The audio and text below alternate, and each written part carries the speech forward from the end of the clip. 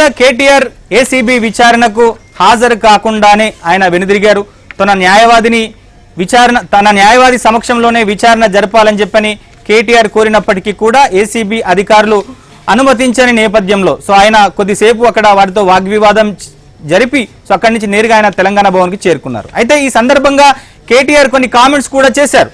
విచారణకు హైకోర్టు ఆదేశాల మేరకు ఈ విచారణకు సహకరించేందుకు తనకు ఎటువంటి ఇబ్బంది ఏం లేదని, అలానే కోర్టు ఆదేశాలను గౌరవించే తాను విచారణ కోసం వచ్చానని చెప్పని కేటీఆర్ చెప్పారు. మరోవైపు రాజ్యాంగం ప్రకారం లేదా చట్ట ప్రకారం తన న్యాయవాది సమక్షంలో విచారణ జరుపుకోవాల్సిన అవసరం ఉన్నప్పటికీ కూడా పోలీసులు అందుకు అనుమతించట్లేదు. దీని వెనుక ఒక కుట్రకోణం ఉందని చెప్పేసి కూడా కేటీఆర్ చెప్తున్నారు. గతంలో పట్టం నరేందర్ రెడ్డి ఉదంతాన్ని కూడా కేటీఆర్ ఈ సందర్భంగా గుర్తు చేస్తున్నారు. గతంలో ఈ లగచర్ల అంశంతో తనకు సంబంధం లేకపోయినప్పటికీ కూడా పట్నం నరేందర్ రెడ్డి కేటీఆర్ ఆదేశాల మేరకే ఈ దాడికి తాను పురిగొల్పానని ఆయన ఏదైతే కోర్టుకు ముఖ్యంగా ఈ అధికారులు ఎవరైతే పోలీసు అధికారుల విచారణలో తాను చెప్పినట్టుగా కూడా పోలీసులు బయటికి ప్రచారం చేశారని చెప్పని కూడా కేటీఆర్ చెప్పారు. మరోవైపు ఒక రాజమౌళి తరహాలో ఒక సినిమా స్టోరీని కూడా పోలీసులు ఏసీబీ అధికారులు క్రియేట్ చేసేటువంటి ప్రమాదం ఉందని చెప్పేసి కూడా కేటీఆర్ చెప్తున్నారు. అయితే మనకు అందినటువంటి సమాచారం మేరకు ఈ విచారణకు వెళ్తున్నటువంటి సందర్భంగా ఏసీబీ అధికారులకు కేటీఆర్ ఒక రిటర్న్ గా కూడా ఒక రిప్లై కూడా ఇచ్చారు. ఈ రిప్లైలో ఈ కేసుకు సంబంధించినటువంటి అనేక అంశాలను కూడా ఏసీబీ అధికారుల దృష్టికి కేటీఆర్ తీసుకొచ్చారు. దాంట్లో ఈ కేసుకు సంబంధించి తనకు ఎటువంటి సంబంధం లేదు, ఎక్కడ కూడా దీంట్లో ఆర్థిక అవకతవకలు జరగలేదు, దీంట్లో ఎక్కడ కూడా అవినీతి జరగలేదు అనేటువంటి అంశాన్ని ఆయన ఏసీబీ అధికారులకు దృష్టికి తీసుకొచ్చారు. మరోవైపు దీనికి సంబంధించినటువంటి ఎలాంటి రిటర్న్ డాక్యుమెంట్స్ కూడా తన దగ్గర లేవు, ఇవన్నీ కూడా ప్రభుత్వం దగ్గరే ఉంటాయి, చూసుకోవాల్సిందిగా కూడా ఏసీబీ అధికారులకు చెప్పారు. మొత్తం మీద ఏసీబీ అధికారులు కేటీఆర్ విచారణకు సహకరించట్లేదు అనేటువంటి అంశాన్ని కోర్టు దృష్టికి ఏసీబీ అధికారులు తీసుకెళ్లేటువంటి అవకాశం ఉంది. ఈ నేపథ్యంలోనే ఏసీబీ ఉన్నతాధికారులతో కూడా చర్చలు జరుపుతున్నారు. కాసేపట్లో కేటీఆర్ కు మరోసారి విచారణకు రావాల్సిందిగా కూడా నోటీసులు పంపించేటువంటి అవకాశాలు అయితే కనిపిస్తాయి. మొత్తం మీద కేటీఆర్ ఈ విచారణ నుంచి వెనక్కి వెళ్తూ ఆయన చేసేటువంటి పొలిటికల్ కామెంట్స్ చూసాం. మరోవైపు తెలంగాణ భవన్లో కేటీఆర్ పలువురు మాజీ మంత్రులతో కూడా భేటీ అయ్యారు. శ్రీనివాస్ గౌడ్, సబితా ఇంద్రారెడ్డితో పాటుగా జగదీశ్వర్ రెడ్డితో భేటీ అయ్యారు. అలానే ఆయన లీగల్ అడ్వైజర్లుగా ఉన్నటువంటి సోమా భరత్తో పాటుగా పలువురు న్యాయవాదులతో కూడా కేటీఆర్ ప్రస్తుతం చర్చలు జరుపుతున్న కాసేపట్లో కేటీఆర్ మీడియాను కూడా అడ్రస్ చేయబోతున్నారు. నిన్న తెలంగాణ సర్కార్ ముఖ్యంగా రైతు భరోసాకు సంబంధించినటువంటి నిధుల విడుదల విషయంలో ఇటు మాట తప్పిందనేటువంటి అంశాన్ని ప్రధానంగా బీఆర్ఎస్ నాయకులు ప్రజల్లోకి తీసుకెళ్లేటువంటి ప్రయత్నం చేస్తున్నారు. ఈ అంశం నుంచి సైడ్ ట్రాక్ చేయడం కోసమే ఇవాళ ఏసీబీ కార్యాలయం దగ్గర ఇంత హైడ్రామాకు ప్రభుత్వం సిద్ధం చేసింది, ప్రభుత్వం ప్రయత్నం చేస్తుందనేటువంటి అంశాన్ని కూడా కేటీఆర్ ప్రధానంగా ఇవాళ ఈ విచారణ నుంచి వెనక్కి వస్తున్నటువంటి సందర్భంలో పొలిటికల్ కామెంట్స్ గా చేశారు. అసలు కేటీఆర్ మరోసారి విచారణకు హాజరవుతారా, మరోసారి న్యాయస్థానానికి వెళ్తారా, లీగల్ అడ్వైజర్లతో కేటీఆర్ ఎట్లాంటి చర్చలు జరుపుతున్నారు తెలంగాణ భవన్ దగ్గర నుంచి మా ప్రతినిధి నరేష్ ఉన్నారు. నరేష్, చూస్తున్నా మన ఉదయం నుంచి హైడ్రామా విచారణకు హాజరవుతున్నా అని చెప్పని వెళ్ళినటువంటి కేటీఆర్ ఎంత స్పీడ్గా వెళ్ళారో అంత స్పీడ్గానే వెనక్కి వచ్చేశారు. దానికి ఆయన రకరకాల కారణాలు చెప్తున్నారు. అసలు ఏం జరుగుతుంది తెలంగాణ భవన్లో? కేటీఆర్ మరోసారి విచారణకు హాజరవుతారా? ఇక్కడ కోర్టు కూడా ఎక్కడ కూడా విచారణకు హాజరు కావాల్సిందిగా కేటీఆర్ కి ఆదేశించింది. అలానే లాయర్ల సమక్షంలోనే విచారణ జరపాల్సిందిగా కూడా ఎక్కడ కూడా ఇటు పోలీసులకు చెప్పలేదు, ఏసీబీ అధికారులకు చెప్పలేదు. ఆ నేపథ్యంలోనే ఇవాళ అవకాశాన్ని ఏసీబీ అధికారులు వినియోగించుకున్నారు. న్యాయవాదుల సమక్షంలో విచారణకు సహకరించేది లేదని, విచారణ జరిపేది లేదని కూడా చెప్పారు. ఇప్పుడు ఏం జరుగుతోంది? కేటీఆర్ మరోసారి నోటీసులు ఏసీబీ నుంచి అందుకుంటే విచారణకు హాజరవుతారా? ఎట్లాంటి మూవ్ ఉండబోతుంది కేటీఆర్ నుంచి? బీఆర్ఎస్ పార్టీ లీగల్ టీం అయితే ఒకటే డిసైడ్ అయింది, ఖచ్చితంగా హైకోర్టులో ఒక మెమో దాఖలు చేయబోతుంది. మొదటగా కేటీఆర్తో పాటుగా అతని అడ్వకేట్ని కూడా అలో చేయాలి, అనుమతించాలి అనేది ఆ మెమో యొక్క సారాంశం. కాసేపట్లోనే ఖచ్చితంగా హైకోర్టుకు వెళ్ళే ఆలోచనలో కేటీఆర్కి సంబంధించిన లీగల్ టీం ఉంది. ప్రస్తుతం తెలంగాణ భవన్లో మాజీ మంత్రి హరీష్ రావు కూడా కాసేపటి క్రితమే ఇక్కడ చేరుకున్నారు. తలసాని శ్రీనివాస్ యాదవ్ కావచ్చు, సబితా ఇంద్రారెడ్డి, అదేవిధంగా వేముల ప్రశాంత్ రెడ్డి, జగదీష్ రెడ్డి లాంటి సీనియర్ నాయకులంతా కూడా సుదీర్ఘంగా దాదాపుగా ఒక 40 నిమిషాల నుంచి కూడా వాళ్ళు చర్చలు జరుపుతున్నారు. ఆ టీంలో సోమా భరత్ టీం కూడా ఇప్పుడే ఈ చర్చల్లో పాల్గొంది. ప్రాథమికంగా ఒక డిసైడ్ అయితే ఒక నిర్ణయం నిర్ణయానికి అయితే వచ్చారు. ఖచ్చితంగా హైకోర్టులో ఒక మెమో దాఖలు చేయాలి. ఆ మెమో యొక్క ఉద్దేశం ఖచ్చితంగా కేటీఆర్తో పాటు ఆయన అడ్వకేట్ కూడా ఈ ఏసీబీ విచారణలో పాల్గొంటారు, అందుకు అనుమతించాలనేది హైకోర్టు తలుపు తట్టాలనేది మొదటిగా ఒక నిర్ణయానికి వచ్చారు. ఇది ఇలా ఉంటే ఖచ్చితంగా ఇవాళ కనుక హైకోర్టుకి అంటే అడ్వకేట్ లేకుండా కేటీఆర్ కనుక అరెస్ట్ అయితే లగచర్ల ఘటనను ఉదాహరణగా పదే కేటీఆర్ కాసేపు క్రితం ఏసీబీ కార్యాలయం వద్ద చెప్పారు. ఏదైతే కొడంగల్ మాజీ ఎమ్మెల్యే పట్నం నరేందర్ రెడ్డిని కూడా ఇలాగే పోలీసు విచారణకు పిలిచి అదే లగచర్ల ఘటన వెనుక కేటీఆర్ ఉన్నాడన్నట్టుగా పోలీసులే సృష్టించారనేది కేటీఆర్ యొక్క ఆరోపణ. ఇలాగే తను కనుక ఇవాళ కనుక ఏసీబీ కార్యాలయానికి వెళ్తే ఖచ్చితంగా తాను నేరాన్ని ఒప్పుకున్నట్టు పోలీసులే కట్టుకథలు అల్లుతారు.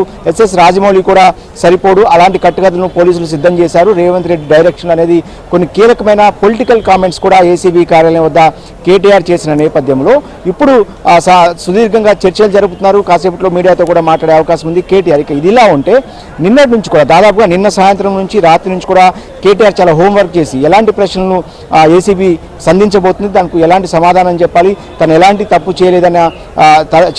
చేయలేదన్న విధంగా కూడా ఖచ్చితంగా ఆరోపణలను ఏదైతే ఏసీబీ సంధించబోతున్న ప్రశ్నలను ఎదుర్కోవాలనేది కేటీఆర్ యొక్క ఉద్దేశం. దానికి సంబంధించి చాలా హోంవర్కే జరిగినట్టు తెలుస్తుంది. రాత్రి కావచ్చు, ఈరోజు ఉదయం కావచ్చు, అటు కేసీఆర్ కూడా మాజీ ముఖ్యమంత్రి బీఆర్ఎస్ అధినేత కేసీఆర్ కూడా నిశ్చితంగా ఎప్పటికప్పుడు ఈ కేసు యొక్క పరిణామాలను తెలుసుకుంటున్నారు. ఆయన ఫామ్ హౌస్లో ఉన్నారు. అక్కడి నుంచే కూడా పార్టీ శ్రేణులకు అదేవిధంగా సీనియర్ నాయకులు కూడా దిశానిర్దేశం చేస్తారు. కాసేపు క్రితమే కేసీఆర్ కూడా అటు హరీష్ రావుతో ఇటు కేటీఆర్తో కూడా ఫోన్లో మాట్లాడినట్టు మనకున్న సమాచారం. అందులో భాగంగానే హరీష్ రావు కాసేపు క్రితమే తెలంగాణ భవన్కి వచ్చారు.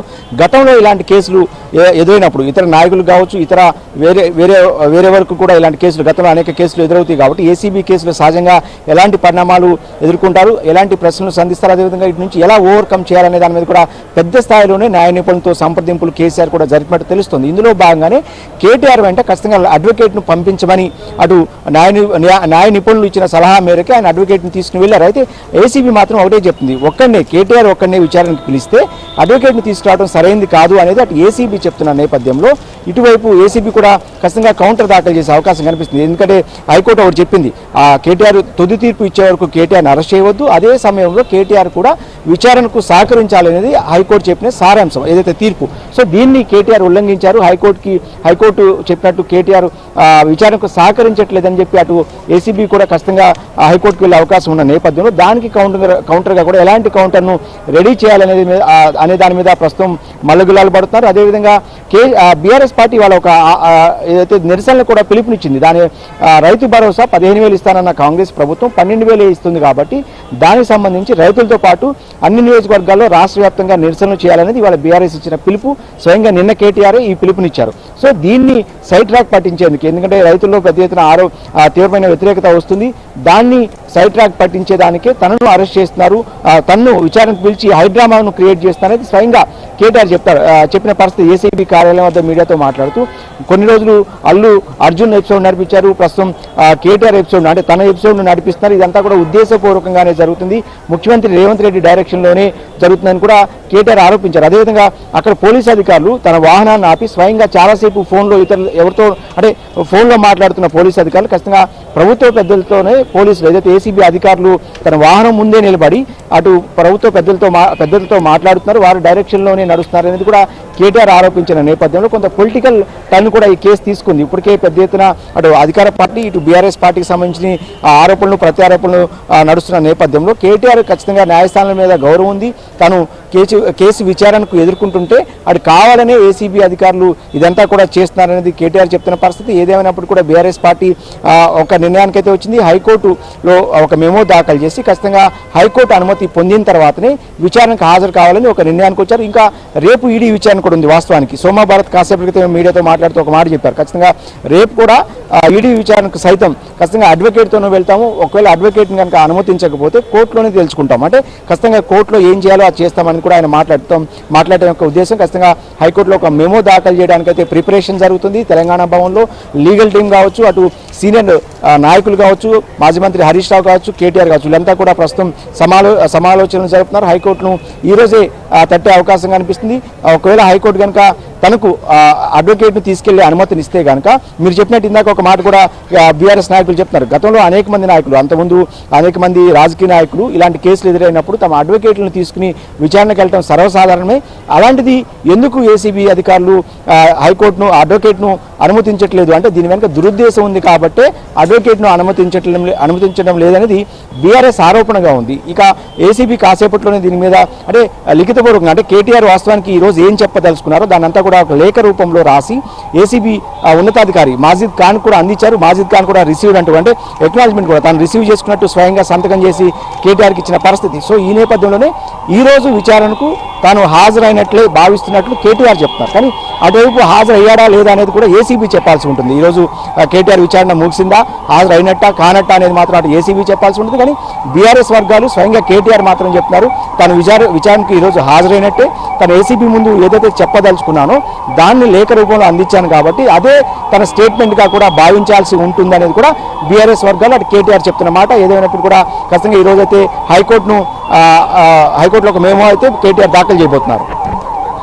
సో మొత్తం మీద ఇది తెలంగాణ భవన్లో కేటీఆర్ తన ముఖ్యంగా మాజీ మంత్రులతోని అలానే అక్కడ ఉన్నటువంటి పార్టీ ముఖ్య నేతలతోని తన లీగల్ అడ్వైజర్స్తో కేటీఆర్ సమావేశము చర్చలు జరుపుతున్నారు. కాసేపట్లో ఇవాళ జరిగినటువంటి వ్యవహారాన్నంతటి మీద కూడా కేటీఆర్ మాట్లాడేటువంటి అవకాశాలు కనిపిస్తాయి. మొత్తం మీద కోర్టులో కేటీఆర్ ఈ విచారణ అంటే ఏసీబీ అధికారులు వేసినటువంటి ఈ ఎఫ్ఐఆర్ని క్వాష్ చేయాలని చెప్పేసి కేటీఆర్ వేసినటువంటి పిటిషన్ మీద ఇప్పటికే తీర్పుని రిజర్వ్ చేసినటువంటి నేపథ్యంలో సో ఈ అంశాన్ని పట్ల ఇటు ముఖ్యంగా రిజర్వ్ చేసింది. అయితే విచారణకు కేటీఆర్ హాజరు కావాలని చెప్పేసి కోర్టు చెప్పింది. కానీ ఇక్కడ తన న్యాయవాది సమక్షంలోనే విచారణ జరపాలని చెప్పని ఎక్కడ కూడా ఇటు ఏసీబీ అధికారులను చెప్పలేదు. అయితే ఈ అంశం పట్ల ఇటు ఏసీబీ అధికారులు ఇవాళ విచారణకు పిలిచినప్పటికీ కూడా తన న్యాయవాది సమక్షంలో విచారణకు అనుమతించకపోతే తాను విచారణకు రానని చెప్పని కేటీఆర్ చెప్పారు. సో మరోసారి కూడా ఇప్పుడు విచారణకు పిలుస్తున్నారు. సో ఇప్పుడు కూడా తన న్యాయవాదిని అనుమతిస్తారా, అనుమతించారా? ఒకవేళ అనుమతించకపోతే కేటీఆర్ ఈ విచారణకు హాజరయ్యేటువంటి పరిస్థితి ఉండదు. కాబట్టి సో కోర్టు ఆదేశాలను కేటీఆర్ బేఖాతరు చేస్తున్నారనేటువంటి అంశాన్ని కోర్టు దృష్టికి ఏసీబీ అధికారులు తీసుకొచ్చేటువంటి అవకాశాలున్నాయి. ఈ నేపథ్యంలోనే కోర్టు తీర్పు రిజర్వ్లో ఉన్నటువంటి నేపథ్యంలో సో ఈ వ్యవహారం అంతా కూడా ఈ తీర్పు మీద కూడా ప్రభావితం చేసేటువంటి అవకాశాలున్నాయి. సో మరోవైపు రాజ్యాంగం కల్పించినటువంటి హక్కు మేరకే ఒక చట్టబద్ధంగా తాను తన లాయర్ సమక్షంలోనే విచారణ జరపాలని కోరినప్పటికీ కూడా పోలీసులు దానికి అంగీకరించట్లేదు. దీని వెనుక ఒక దురుద్దేశం ఉందనేటువంటి అంశాన్ని కూడా కేటీఆర్ న్యాయస్థానం తీసుకొచ్చేటువంటి ప్రయత్నాలు చేస్తున్నారు. సో మొత్తం మీద ఇటు రెండు వైపులా కూడా లీగల్ ఫైట్ అయితే చాలా గట్టిగానే సాగుతుంది. సో మరోవైపు పరిణామాలు ఏ విధంగా జరగబోతున్నాయి, సో ఏ విధంగా కోర్టు తీర్పు రాబోతుంది, సో కోర్టు తీర్పులో ఇటు కేటీఆర్కు రిలీఫ్ వస్తుందా, రిలీఫ్ రాదా, లేదా ఈ విచారణ విషయంలో కేటీఆర్ ఎట్లా వ్యవహరిస్తారు, లేదా ఏసీబీ అధికారులు ఏ విధంగా తదుపరి మూవ్ ఉంటుందనేటువంటిది మొత్తం ఒక ఉత్కంఠ అయితే